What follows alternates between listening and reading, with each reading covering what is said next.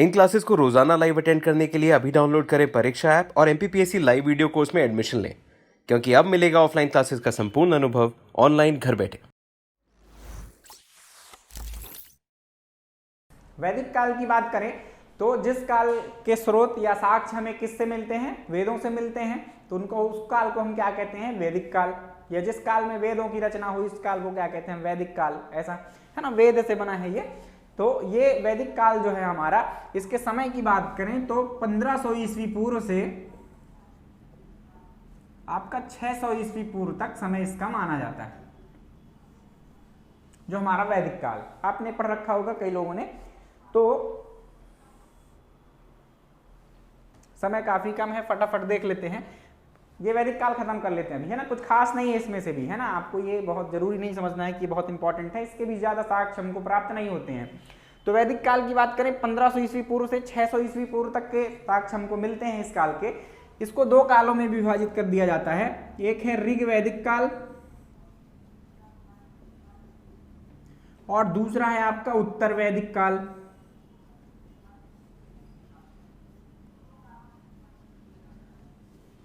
है ना, उत्तर वैदिक काल। उत्तर वैदिक काल मतलब बाद का वैदिक काल, और ऋग वैदिक काल मतलब जिस टाइम पे ऋग्वेद से साक्ष्य हमको प्राप्त होते हैं, है ना।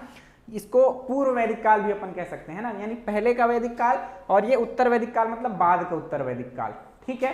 अब इसको ऋग्वैदिक काल क्यों कहते हैं, क्योंकि जो ऋग्वैदिक काल है उस टाइम की हमें जो जानकारी का प्रमुख साक्ष्य जो है हमारा, वो क्या है, ऋग्वेद है। ठीक है।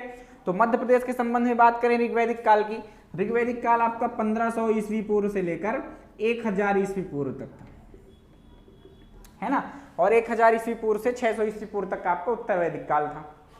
तो ऋग्वैदिक कालीन मध्य प्रदेश की बात करें यदि, तो ऋग्वैदिक काल जो था उस टाइम, उस समय का जो हमें जानकारी प्राप्ति का जो स्रोत था वो क्या था, एकमात्र ग्रंथ कौन सा, ऋग्वेद। और ऋग्वेद में ऐसी किसी भी साक्ष्य की प्राप्ति या ऐसी किसी भी स्थल या किसी भी चीजों की पुष्टि नहीं होती है जिससे हमें यह ज्ञात हो कि क्या है, मध्य प्रदेश में भी आर्य लोग रहते थे, है ना। वैदिक काल में कौन लोग रहते थे, आर्य लोग। ठीक है। तो ऋग्वैदिक कालीन मानव जो है हमारे मध्य प्रदेश में प्रवेश नहीं किया था, अभी तक ऐसे साक्ष्य हमको नहीं मिलते हैं, है ना। ऋग्वेद में मतलब ऐसा किसी भी स्थान का या किसी भी भौगोलिक स्थल का हमें साक्ष्य नहीं मिलते हैं जिससे यह पता चल सके कि मध्य प्रदेश में भी आर्य लोग आ चुके थे।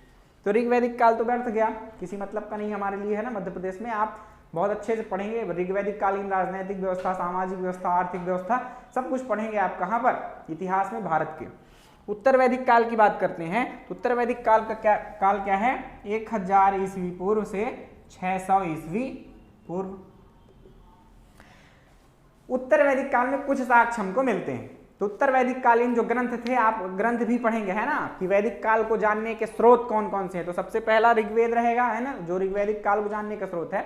उसके पश्चात आपका कौन सा स्रोत आता है, उत्तर वैदिक काल में 3 जो आगे के वेद हैं, 4 वेद होते हैं, एक ऋग्वेद होता है, आगे फिर आपके सामवेद, यजुर्वेद, अथर्ववेद होते हैं। तो ऋग्वेद तो ऋग्वैदिक कालीन हो गया, है ना। फिर जो बाद में वेद रचे गए या बाद में लिखे गए, उनसे जो जानकारी प्राप्त होती है हमें, वो उसको हम क्या कहते हैं, उस काल को उत्तर वैदिक काल। तो आपके यजुर्वेद, सामवेद, अथर्ववेद, उसके अतिरिक्त ब्राह्मण ग्रंथ, उसके अतिरिक्त आपका क्या, आरण्यक ग्रंथ, उपनिषद, इन सबसे जो हमको जानकारी प्राप्त होती है ना, वो किसकी प्राप्त होती है, उत्तर वैदिक काल की। तो इन ग्रंथों से जो हमें प्राप्त जानकारी है, मध्य प्रदेश के संबंध में 1-2 बातें जान लेते हैं, बाकी कुछ खास इसमें भी नहीं है। पीडीएफ में आपको लिखा मिल जाएगा, पढ़ लेना उसको। तो पहली बात तो ये क्या जानकारी मिलती है कि एक हमको इन्हीं ग्रंथों में, उत्तर वैदिक कालीन किसी ग्रंथ में आपका जो अगस्त्य मुनि थे, है ना, अगस्त्य मुनि का उल्लेख मिलता है कि अगस्त्य मुनि के साथ कुछ आर्य आए और मध्य प्रदेश के जंगलों में बस गए। और पहला साक्ष्य यही है, पहली बार जो मानव, आर्य मतलब मानव उस टाइम का क्या था, आर्य थे। तो आर्यों के आगमन का पहला साक्ष्य यही है कि अगस्त्य मुनि के साथ कुछ लोग आए थे एक समूह में और मध्य प्रदेश के जंगलों में रहने लगे थे। एक साक्ष्य ये मिलता है उत्तर वैदिक कालीन का, है ना।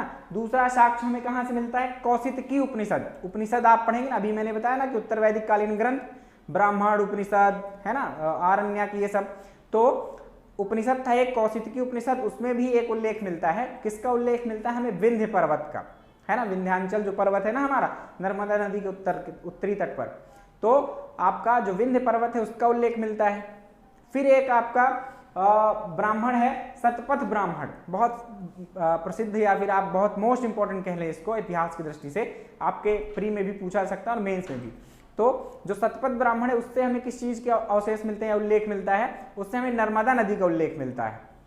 क्या मिलता है, एक जगह पर रेवोत्तरम लिखा हुआ है, मतलब रेवा का उत्तर, और रेवा नदी आपको पता है कि नर्मदा को कहा जाता है ना। इतिहासकार एक वेबर थे, उन्होंने स्पष्ट किया है कि जो रेवा नाम मिलता है हमें पुराने ग्रंथों में वो क्या है, रेवा नदी मतलब आपका नर्मदा नदी है। ठीक, तो दूसरा साक्ष्य आपको, तीसरा साक्ष्य मिल गया, सॉरी, एक तो अगस्त मुनि के साथ जो आए आर्य लोग, दूसरा आपको कौन सा साक्ष्य मिल गया कि कौशिकी उपनिषद में आपके कौन लोग विंध्य पर्वत को उल्लेख मिल गया, तीसरा साक्ष्य आपको सतपथ ब्राह्मण में रेवा नदी का मिल गया।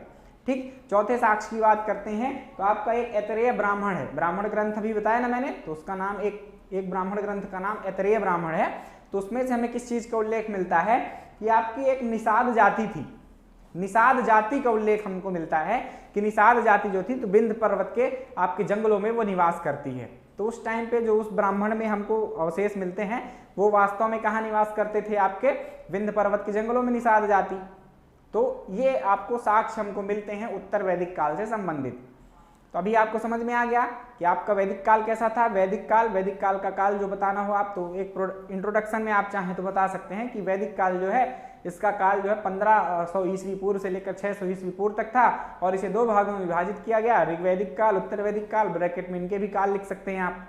फिर ऋग्वैदिक काल हेडिंग डालें आप, और ऋग्वैदिक काल में क्या लिख दें कि ऋग्वैदिक काल में किसी प्रकार के साक्ष्य नहीं मिलते हैं, क्योंकि इस टाइम पे जो हमारे जानकारी का प्रमुख स्रोत था वो ऋग्वेद था, और ऋग्वेद में ऐसा कोई भी स्थल हमें नहीं मिला है। उत्तर वैदिक काल की बात करें तो आपको जो 4 बिंदु मैंने बता दिए, प्रमाण बता दिए, वो आपको उल्लेखित कर देना है। इस प्रकार से आपको उत्तर समाप्त हो सकता है। हालांकि ये बहुत इंपॉर्टेंट नहीं है, ये सिर्फ आपकी जानकारी के लिए था। ठीक है, अगस्त मुनि ये सब इनकी चर्चा करते अपन, लेकिन बहुत कम समय बचा है अपने पास, इसलिए आगे चर्चा नहीं करेंगे। निषाद जाति के संबंध में यदि बात करें तो निषाद जाति कौन थी, निषाद जाति आप, मुझे नाम तो याद नहीं आ रहा निषाद जाति आजकल के, आज भी वो जाति पाई जाती है हमारे मध्य प्रदेश या भारत में भी। यदि जो लोग ग्रामीण व्यवस्था से जुड़े हुए हैं या प्राचीन व्यवस्था जो आज हमारे चल रही है देश में उससे जुड़े हुए हैं, तो आपको एक जब शादी विवाह का अवसर होता है किसी विशेष प्रकार का गांव ग्रामीण क्षेत्रों में, तो वहां पर बर्तन मांजने का काम एक विशेष प्रकार की जाति को बुलाया जाता है उस व्यक्ति को। तो वो जाति जो होती है, जिनको मालूम हो तो अच्छी बात है, नहीं मालूम तो कोई बात नहीं, मैं कल आपको बता दूंगा कौन सी जाति है। जाति व्यवस्था मुझे बहुत पसंद नहीं है, इसलिए नहीं याद रखता मैं।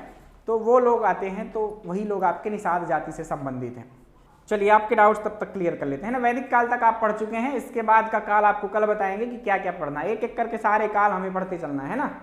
पवन जी ने पूछा सर बीसी और एडी में क्या अंतर होता है, ये बता दीजिए। देखिए आपको ईसवी पूर्व और आपका जो ईसवी होता है इसमें आपको बहुत ज्यादा कंफ्यूजन होते हैं कई बार। एक पैमाना समझ लीजिए इसको, एक स्थिति है यहाँ 0 है ना, और एक स्थिति यहाँ इस तरफ प्लस है और इस तरफ माइनस है ना, आप ऐसा समझ लें। तो ये 0 जो स्थिति है वो ईसा मतलब आपके ईसा मसीह उनका जन्म का डेट है, आप ऐसा समझ लें। जब ईसा मसीह का जन्म हुआ वो क्या है आपका 0 है ना, और उसके बाद का काल क्या हमारा चला आ रहा है 1, 2 या 1000 ईस्वी, या फिर आपका 2000 ईस्वी, या फिर आपका 2020 ईस्वी। अभी आपका क्या चल रहा है 2020 ईस्वी। तो ईसा के जन्म के बाद जो हम ईस्वी लगाते हैं वो प्लस में लगाते हैं, है ना, मतलब ईस्वी बस लगा देते हैं, पूर्व नहीं लगाते। और जो ईस्वी पूर्व हम लिखते हैं मतलब ईसा के जन्म के पहले, ईस्वी पूर्व। ठीक, तो जैसे हम क्या लिखते हैं यहां पर 100 ईस्वी पूर्व या 300 ईस्वी पूर्व, ऐसा लिखते हैं। तो आप भी ये कॉन्सेप्ट समझ लीजिए आज। जैसे मैंने बोला आपको, एक और लंबा टेबल बना लेते हैं।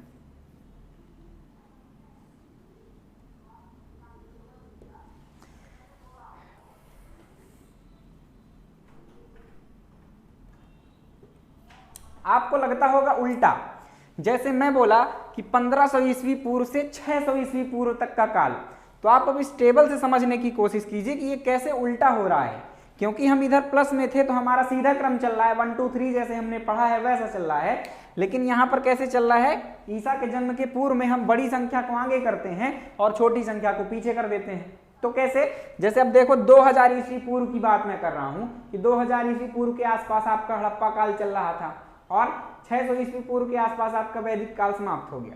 तो हम कैसे बताएंगे, या फिर आप बताएं, जैसे वैदिक काल ही बता रहे हैं आप, तो 1500 ईस्वी पूर्व, तो यहाँ पे आसपास कहीं पर आप मान लें 1500 ईस्वी पूर्व, ठीक है। तो हमको 1500 ईस्वी पूर्व से 600 ईस्वी पूर्व तक की बात कर रहे हैं।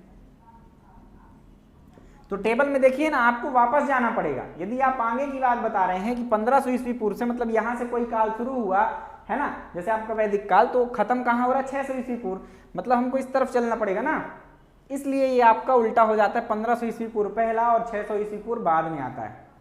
ये कॉन्सेप्ट थोड़ा सा क्लियर हो गया होगा, या इतिहास में आप और अच्छे से पूछ लेना, क्योंकि हम यदि इस तरफ लिख देंगे तो ये क्या है, बढ़ जाएगा हमारा, वापस चले जाएंगे अपने पिछले दुनिया में। तो ये कॉन्सेप्ट थोड़ा याद रखें, एक टेबल बना लें आप, ऐसा एक पैमाना बना लें और उसको घटा बढ़ाकर आप समझने की कोशिश करें, ठीक है। या फिर और आगे किसी दिन जब समय पर्याप्त रहेगा तो मैं एक व्यवस्थित तरीके से आपको ईस्वी पूर्व और आपका ईस्वी में अंतर समझा दूंगा, ठीक है। तो आज की बात यहीं से समाप्त करते हैं। दोस्तों, ऐसी और वीडियोस के लिए अभी सब्सक्राइब कीजिए एमपी परीक्षा चैनल को और बेल आइकन दबाना ना भूलें। और अगर आप किसी भी एग्ज़ाम की तैयारी कर रहे हैं तो अभी डाउनलोड करें परीक्षा ऐप।